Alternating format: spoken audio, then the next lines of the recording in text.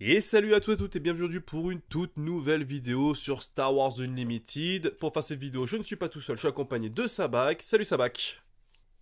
Bonjour Mathieu, comment vas-tu? Eh ben écoute, moi ça va très très bien les amis. Aujourd'hui on continue avec toutes nos vidéos sur Star Wars Unlimited, que ce soit avec Astier, avec Otal ou avec Sabak ou avec Nikoko. On vous fait vraiment beaucoup de contenu en ce moment.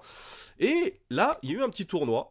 Et avec Sabak, on s'est dit, ça pourrait être intéressant d'analyser un petit peu, parce que c'est le premier gros tournoi, enfin en tout cas celui qui réunissait le plus de joueurs, si je dis pas de bêtises. Tu me dis si j'ai dit une, C'est le plus gros au monde pour l'instant. voilà, donc 222 joueurs, et on s'est dit qu'il y avait quand même quelque chose qu'on va pouvoir analyser au niveau de la méta, parce que le jeu est maintenant sorti depuis quelques semaines officiellement, donc ça commence un petit peu à bouger, mais il y a quand même une petite tendance qui est en train de se mettre en place, et donc on s'est dit qu'on allait faire une petite analyse de ce petit tournoi. Et on va commencer directement déjà par la répartition des leaders, parce que c'est le truc le plus, entre guillemets, le plus significatif, on se rend compte des leaders les plus intéressants en tout cas. Et on arrive déjà avec un Boba qui était sur 43 joueurs qui avaient Boba. Ouais, donc t'es à 20% de Boba à peu près. C'est considéré comme le leader le plus fort, donc on n'avait pas beaucoup de doutes là-dessus. Donc quand tu regardes, mais ouais, les trois premiers, Boba, Sabine, Vador, tout Oui, le monde s'attend à ce que ça soit les plus joués. Euh, donc donc c'est logique de les retrouver, de les retrouver en tête des jouets. des jouets. Après, il y a plus de surprises au niveau des résultats. C'est ça. Alors je suis un peu surpris quand même, je voulais avoir ton avis par rapport à Leila. Parce que je trouve, Leia, excuse-moi, pas Leila, Leia, euh, je trouve qu'elle est quand même très agressif avec son pouvoir qui te permet d'attaquer avec deux personnages rebelles en un seul tour. Si je compare à Sabine, qui est aussi très rush. Et en fait, en jouant les deux, je me suis dit, j'ai eu l'impression que Leia était plus intéressante, mais je me rends compte qu'elle est pas si jouée que ça sur un gros tournoi. Est-ce que c'est moi qui ai une mauvaise vision peut-être de la méta ou Je pense que c'est, on va pas dire la médiatisation de Sabine, mais on en a tellement parlé avant que le jeu sorte sur les contenus des youtubeurs américains, par exemple, c'était la même rengaine. Quel deck va réussir à battre Sabine, comme si Ok. c'était un deck imbattable, alors que c'est de l'ultra aggro et que bah, c'est normal en début de game qu'on ait Hmm. plus de l'aggro. Leia était considérée par certains comme un petit peu plus fort que Sabine. Oui, enfin. Je pense que c'est un tout petit peu plus difficile à jouer Hmm. correctement le Pour... s- Leia. C'est peut-être pour ça qu'on en a Ok. moins. Ok, ça marche. Oui. Et puis après, il y a une question de coût aussi. Le Sabine est réputé pas cher. Donc ça joue aussi sûrement Ouais, sur le sur nombre de le. Sabines jouées. C'est normal, oui. De toute façon, les decks agressifs, en tout cas aggro, sont plus ils sont simples et plus ils sont joués, forcément, parce que ça te permet d'être plus efficace dans les jeux. Enfin, ça te nécessite moins de connaître ton deck et du moins, t'as moins d'échecs dans le choix de mettre telle ou telle carte dans ton ancri, enfin dans tes ressources. Donc il y a tout cet aspect-là aussi qu'il faut prendre en compte. T'as déjà vu, j'ai fait un lapsus avec l'Orcana. Bien rattrapé. Ouais, c'est ça. Donc là, on va. Et, et, et en- Ah, et excuse-moi. ensuite, ouais, je fais une toute petite parenthèse. Derrière, tu as Krennic qui, lui avait bien performé en Pologne où ils avaient fait un tournoi avec 90 joueurs. Et c'est un deck Krennic qui avait gagné à ce moment-là. Donc bon, c'est un deck qui plaît bien aux joueurs, mais en plus, voilà, qui avait ce petit effet, ça a gagné un tournoi, c'est peut-être pas mal. Ok, donc ça à suivre. Et par contre, une info aussi qui est très intéressante, c'est que Jyn Erso n'a pas été joué par un seul joueur sur les 222, c'est le personnage boudé. Oh, ouais, bah, il y a moins. C'est un perso qui donne moins envie de faire un deck un petit peu intéressant. Donc c'est plutôt un perso de limité. En scellé, par exemple, tout le monde dit bah, ça peut bien tourner un deck avec Jyn Erso. Son effet est évident, il n'y a pas besoin d'y réfléchir trop. Hmm, En plus, c'est jaune, il y a des bonnes cartes. Donc c'est plutôt pour l'instant un perso de limité. ok, Et ça n'a pas intéressé grand monde, effectivement. ouais, c'est ce que je vois, c'est ce que je vois. On analyse un petit peu le top 8 pour voir un peu ce qu'il en Ouais. ressort, parce que Boba a été joué à plus de 20%, enfin 20% même, pas plus, juste 20, et il apparaît, ouh là là, on le voit, Il apparaît aux 8 premières places. oui, première Le, place, ouais, c'est... le top 8, c'est 8 Boba, 6 Boba verts et 2 Boba jaunes. Sachant que bon, bah, le deck Boba vert, c'est de toute façon, même avant la sortie du jeu, c'était un peu l'épouvantail. C'était le deck réputé plus fort. Euh, Par contre, voilà, c'est le deck qui coûte le plus cher aussi. Ah bah oui, parce qu'il y a 3 Vador à l'intérieur, Donc, c'est ça? il y a 3 Vador, il y a 3 Boba. Oui. Donc voilà, c'est un deck c'est un deck qui est un peu cher. Il y a, en jaune-noir, on a tellement de bonnes cartes. Donc voilà, c'est logique de voir Boba à ce niveau-là. Et ensuite, aux 8 places suivantes, de la 8 à la 16e, on a 6 leaders différents quand même. Hmm. Donc, effectivement, t'as deux façons de voir les choses. La méta est pas équilibrée parce qu'il y a 8 Boba devant, mais d'un autre côté, tu peux regarder que Ouais, sur les les 16. places suivantes, il Ouais. y a pas mal de diversité. Donc, je sais qu'on a beaucoup joué avant que le jeu sorte, mais on peut encore considérer qu'il y a, la part de Boba va diminuer parce que déjà tout le monde va apprendre à jouer contre. Si vous voulez faire de la compétition et que votre deck préféré, vous devez l'entraîner à battre du Boba vert, Hmm. c'est évident. Et donc mécaniquement, ça va quand même diminuer. Après, je pense que Ça reste toujours ça un restera le perso. meilleur deck sur tout le set, mais ça va forcément diminuer un petit peu. Là, c'était un tournoi qui arrivait peu de temps après la sortie, donc les meilleurs joueurs ont pris le meilleur deck. Oui. Quand tu es un des meilleurs joueurs, forcément, tu as envie, sur un tournoi qui arrive aussitôt après la sortie, tu as envie de jouer le meilleur deck. Le meilleur deck, c'est Boba Vert, donc c'est pour ça qu'on retrouve les meilleurs joueurs pour la plupart. Il y a quand même des très bons joueurs qui ont suivi. Hmm. Mais voilà, c'est assez évident. Il va y avoir plus de temps de s'entraîner sur les prochains tournois et probablement que les meilleurs joueurs auront envie de tester autre chose, de se faire remarquer avec des decks un peu plus atypiques. Oui, de quoi contrer peut-être les Boba verts, peut-être qui. Alors, on va regarder un petit peu la deck list du vainqueur, parce que c'est bah, forcément c'est celui qui gagne qui a raison, comme tu me disais tout à l'heure. Donc, comme tu le disais, Bon, on- vas-y. oui.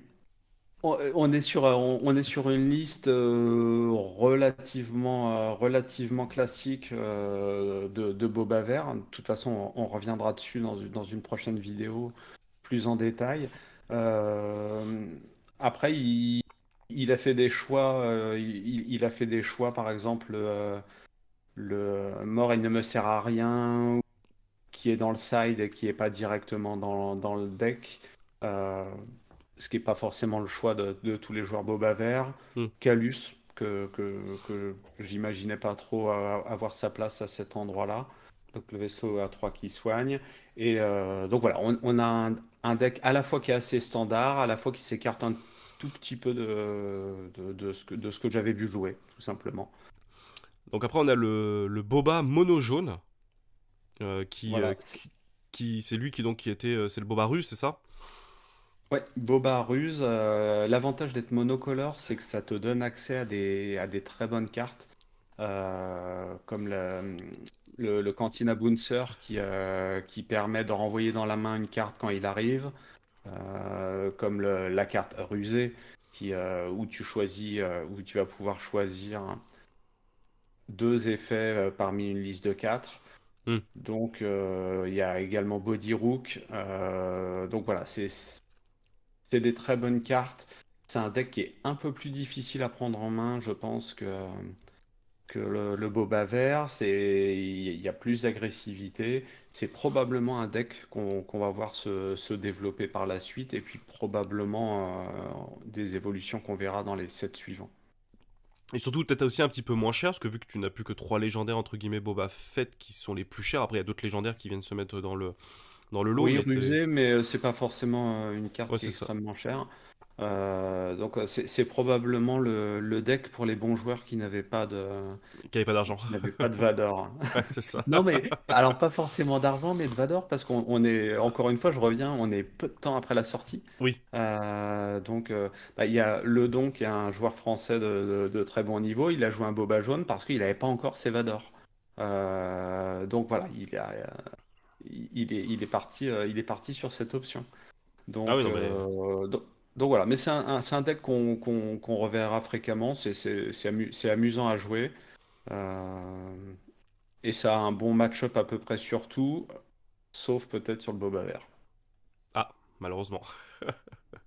Alors on parle du Grand Inquisiteur bleu qu'on parlait tout à l'heure, qui a fini 9ème, qui est un deck que tu disais qu'on risque de voir assez régulièrement, même s'il est assez facilement contrable. Oui, déjà, c'est un deck aggro, mais vilainie, enfin infamie. Donc un deck de méchant qui est plutôt sympa. Le pouvoir de l'Inquisiteur, c'est de faire 2 dégâts à une unité pour pouvoir la redresser. Ouais. Et en fait, quand tu joues bleu avec l'Inquisiteur, tu vas avoir à la fois des unités qui ont des boucliers et tu vas avoir des unités qui ont aplomb. Donc aplomb, je rappelle, c'est la puissance d'attaque augmente en fonction des dégâts que l'unité a sur elle. Oui. Qui fait que ça va rendre des cartes qui sont très fortes et puis qui peuvent attaquer 2 fois dans le tour. Donc voilà, il y a une synergie assez évidente. En plus, tu as le cinquième frère, la septième sœur, qui sont des cartes très aggro, qui là Hmm. aussi se font des dégâts pour devenir plus puissantes. C'est ça. Donc Et combiné en puis plus avec le pouvoir du Grand Inquisiteur, ça peut encore faire extrêmement mal. Mais par contre, ça doit être dur voilà. de doser quand est-ce qu'il faut donner les dégâts, non? En fait, il y a toute cette gestion de dégâts peut-être qui explique pourquoi le deck est peut-être pas aussi joué.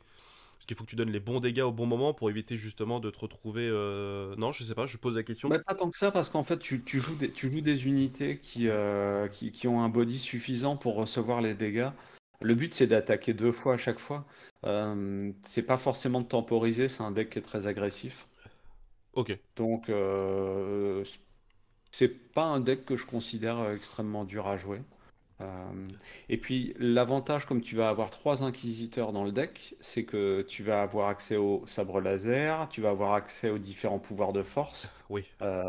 force throw, où Ah oui, tu bah. défausses une carte, soit de la main de ton adversaire, soit même de ta main, et que ça inflige des dégâts. Tu as force lightning, éclair de force, où tu blanchis complètement une carte. Donc en fait, tu lui vides tous ses effets jusqu'à la fin de la phase, et ensuite tu payes 2 pour faire des dégâts. Des dégâts, ouais, c'est ça. Enfin, tu payes une ressource pour Source 2 pour 2 dégâts. dégâts. Et plus tu payes de ressources, plus tu infliges de dégâts. Donc tu peux payer 10 et tu lui infliges 20 dégâts. Bon, c'est très rare d'aller jusque-là, mais oui. Et, Cette carte-là est très très forte. voilà, et donc il y a aussi, j'ai oublié son nom en français, mais la carte qui fait le lien avec la force, où tu vas à la fois soigner et à la fois générer des dégâts. Hmm. Euh, donc voilà, c'est un deck qui est sympa à jouer, qui est aggro, mais je sais pas, c'est un deck que j'aime bien, c'est un deck que j'ai monté. Autant Sabine Leia, ça me fait moins envie, autant ce deck-là, je trouve sympa. Je l'ai affronté plusieurs fois déjà en tournoi, et c'est contrable. Maintenant, Oui. je sais comment il faut faire, mais malgré tout, c'est plaisant à affronter. Et ça a l'air plaisant à jouer.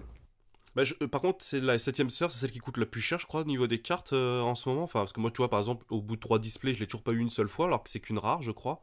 Donc, donc j'ai pas eu de chance, mais parce que j'avais regardé cette decklist là, parce que le personnage m'intéressait, et en fait, bah, il y a cette carte là, je crois, qui coûte encore un peu d'argent.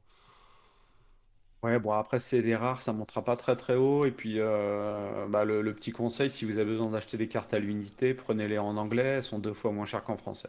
Donc, Ok, bah ça c'est un bon conseil. si tu as 3 cartes à acheter, achète tes 3 cartes en anglais, tu t'entraînes, tu révises pour être bien sûr de ce qu'elles font. Là, il y a un fossé en ce moment au niveau du prix des cartes. C'est Donc, ouf. C'est ouf. Bah, surtout qu'en plus, et- la VO a droit à un reprint par rapport à la VF, pour l'instant du moins. ouais. Donc, ce qui peut expliquer aussi pourquoi les prix ne montent pas plus que ça à la VO, là où la VF sont en train d'exploser complètement. Ah ouais. Donc voilà, un deck plaisant. Alors, Ensuite, le deck probablement le plus difficile à jouer, un Hidden rouge, un deck cancer, comme on dit, où en fait le deck va faire du contrôle en permanence, et le but est même pas d'essayer de faire des dégâts à la base adverse, d'accord. c'est juste tuer un maximum d'unités, faire durer un maximum, et mécaniquement, ton adversaire finira au bout de ses cartes. Ok. C'est pas un deck meule dans le sens où c'est pas des effets qui sont là pour te faire défausser vraiment. Oui. Enfin, sauf Vigilance qui le fait quand même. Mais par contre, tu te retrouves à chaque fois que tu sors une unité, il a un moyen de te contrer. Il y a énormément de removal. Il y a le tir super laser qui Oui. tue toutes les unités. Tu as le bombardement qui fait 3 dégâts à toutes les unités sur une arène, y compris les tiennes. Euh, Ah, y compris les Takedown. tiennes. Ouais, ouais, ah oui, oui, oui. C'est Intéressant.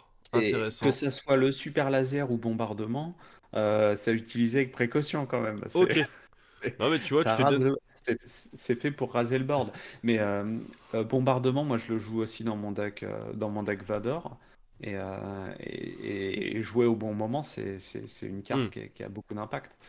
Et donc voilà, le but c'est d'empêcher l'adversaire de jouer. Donc je l'ai pas affronté encore, mais j'ai vu des joueurs à côté de moi subir ce deck-là, euh, par le même joueur d'ailleurs, par Keo qui est un Français.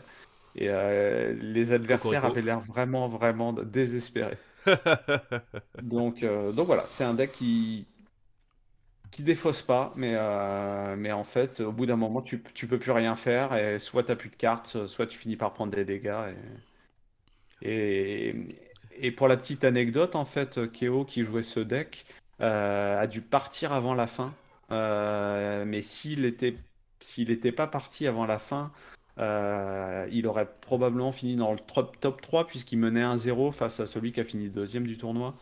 Donc, Ah, dommage. voilà, un bon joueur, un beau deck. Et en fait, s'il n'avait pas dû partir avant la fin, on ferait pas le même commentaire sur la suprématie du Boba, Bah, c'est vrai. puisqu'on aurait un Hayden et on dirait, bon, bah oui, Boba, ça doit être plus facile à jouer qu'Hayden, mais regardez, Hayden est dans le top 3. Et on aurait une vision de la méta complètement faussée. Donc voilà, c'est la petite anecdote que, C'est des qu'au- faits de jeu. ça apparaît pas sur le standing, Ouais.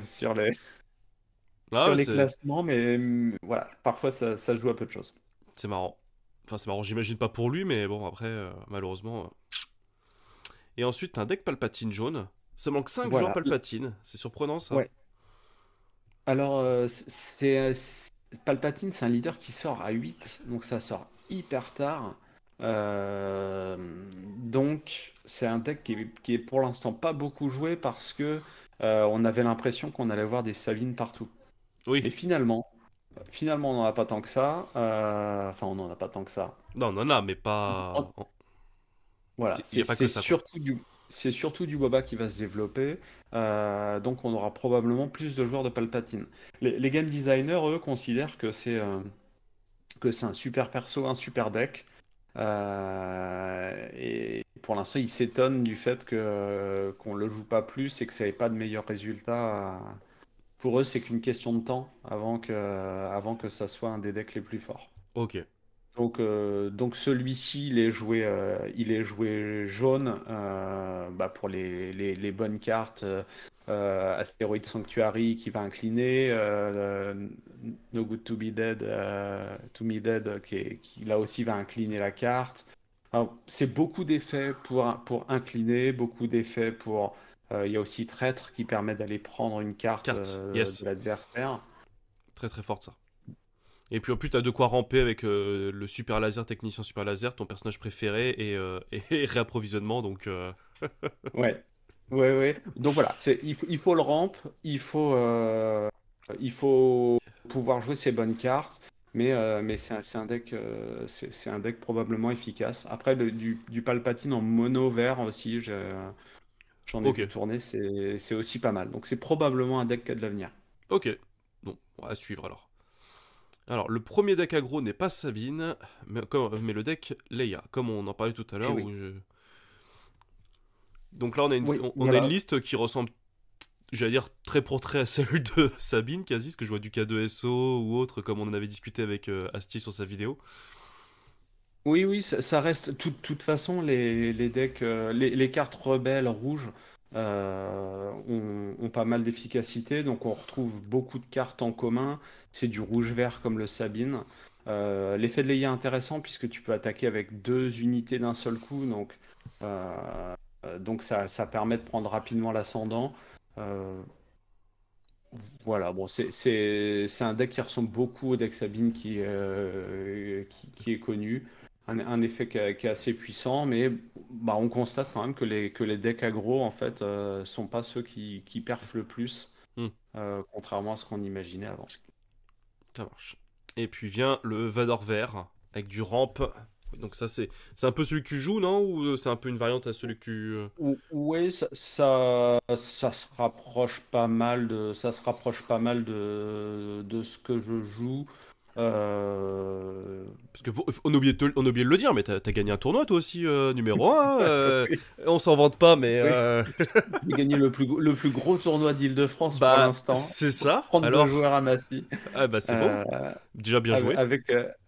avec, merci. Avec un Vador rouge. Et d'ailleurs, c'était un Boba vert que j'affrontais Ok. en finale à la dernière ronde. Et donc voilà, c'est une liste qui se rapproche un peu. Moi, je joue bombardement en plus pour les decks aggro, par exemple. Ok. Je joue un sabre de moins parce qu'en fait, t'as pas toujours l'occasion de le sortir, Ouais. ce sabre. Là, il joue aussi la sentinelle, le garde de détention. Donc voilà, c'est quelque chose d'assez classique. On en a pas mal parlé. Ça ressemble un petit peu au deck, au Améliorer. starter Ouais. amélioré C'est dont j'avais parlé. c'est ça. Mais voilà, poussé à l'extrême. Et quand ça rampe correctement, c'est très très fort. En plus, c'est un deck qui a un match-up légèrement positif par rapport au Boba Vert. Ok. Donc tu peux lutter contre du Boba Vert avec ce deck. Par contre, tu es un peu plus fragile contre les decks aggro. C'est pour ça qu'on n'en a pas plus. Ok. Ok, ok, ça marche. Bon, bah écoute, c'est une très bonne analyse. Je te remercie. Ça va? Qu'est-ce que tu veux rajouter quelque chose sur sur ce tournoi ou est-ce que tu penses qu'on a fait le tour de toutes les infos? Non, je pense qu'on a fait le tour. On a hâte d'avoir des gros tournois en France également. Celui-ci, il arrivait très tôt, donc la méta va un petit peu évoluer, en tout cas, ça avait l'air d'être un très très bel événement. Plus les retours que j'ai eu des joueurs français qui étaient là-bas, c'est que c'était superbement bien organisé, qu'il y avait de la place, qu'il y avait une ambiance plutôt positive. Ils avaient même l'organisateur, puisque c'était pas un tournoi officiel, Ok, l'organisateur avait même prévu un stream sur Twitch.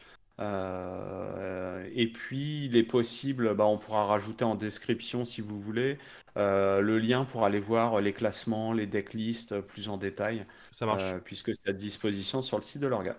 Eh bah parfait. Eh bah ça marche. Bah écoute, je te remercie Sabac pour toutes ces analyses et j'espère que cette vidéo vous aura plu. Si c'est le cas, bah n'hésitez pas à lâcher un petit pouce, à vous abonner, à aller voir bien évidemment le blog de Sabac qui est dans la description aussi, parce que vous aurez tout l'article qui vous sera proposé. Et on se retrouve donc à très très vite pour de nouvelles vidéos, de nouvelles analyses et de nouveaux duels sur Star Wars Unlimited. Et d'ici là, portez-vous bien. Salut tout le monde! À bientôt!